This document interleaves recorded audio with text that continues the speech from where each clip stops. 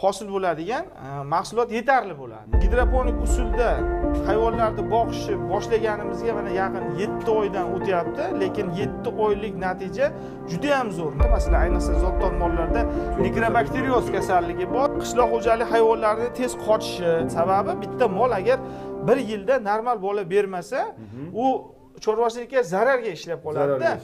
Gormonal preparatlarning vazifasi birlamchi, ikkilamchi ketadigan oliy navli energiyani kalitini burab, mahsuldorlikka yo'naltirib yuboradi. Tuyoq, shox, masalan, bola berish, endokrin sistemalar yoki bo'lmasa ginekologik kasalliklarga uchrashi tezroq bo'ladi. Sababi qo'shimcha ish bo'lgan taqdirda ham ertaga dorilarni sota olmayaptilar.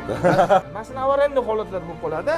Mol zotli, nasldor, lekin kasal bo'lib qoldi. Masalan, tug'olmayapti. Unga garmon qilish kerak, mashidonni ochish uchun. Mastdan bo'ladi.